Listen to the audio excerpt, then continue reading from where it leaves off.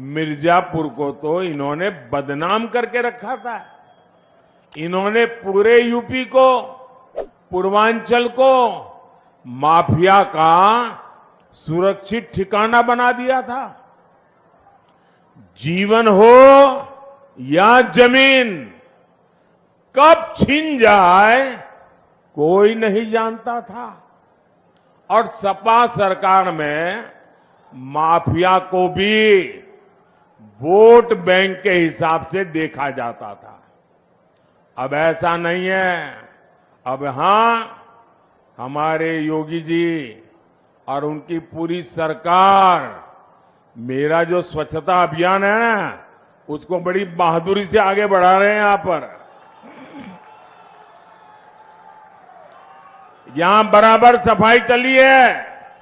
सपा सरकार में पहले जनता थर-थर कांपती थी, अब भाजपा सरकार में माफिया थर-थर कांप रहा है। भाइयों और बहनों, अपने वोट बैंक को खुश करने के लिए इंडी गठबंधन वाले, समाजवादी पार्टी वाले कोई भी हद पार कर सकते हैं। अब तो इनके निशाने पर हमारे देश का पवित्र संविधान भी अब इनके निशाने पर है।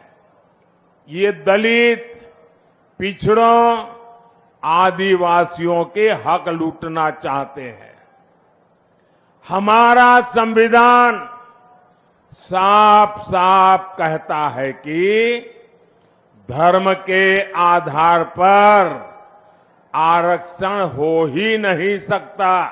देश ने तय किया कि मजबूत देश के लिए प्रधानमंत्री भी मजबूत होना चाहिए। होना चाहिए कि नहीं होना चाहिए? तभी एनडीए को इतना भारी जनादेश मिल रहा है। समाजवादी पार्टी पर अपना वोट कोई बर्बाद नहीं करना चाहता। मुझे बताइए भैया, हम लोग, हमारे उत्तर प्रदेश के लोग राजनीति को समझने में बड़े माहिर है। यहां तो गांव का बच्चा भी राजनीति समझ जाता है। कोई समझदार कभी भी, अब मान लीजिए कोई कंपनी डूब रही है, तो उस कंपनी का शेयर कोई खरीदेगा क्या? आप बताइए ना, खरीदेगा क्या? 10 रुपये का शेयर भी खरीदेगा क्या? जो डूबता है उसमें कोई पैसा डालेगा क्या? जो डूब रहे हैं उसको कोई वोट देगा क्या? देगा क्या?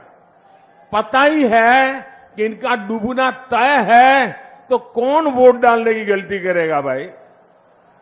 सामान्य मानवी वोट उसी को डालेगा जिसकी सरकार बनना तय है।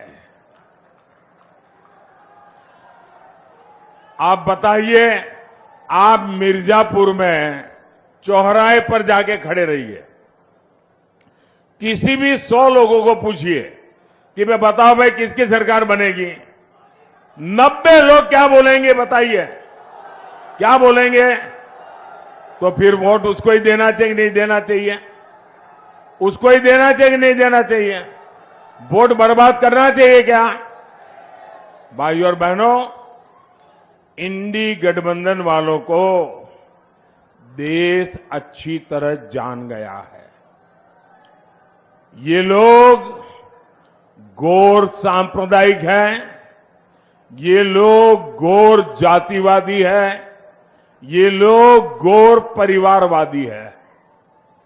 जब भी इनकी सरकार बनती है तो इसके आधार पर ही फैसला लेते हैं।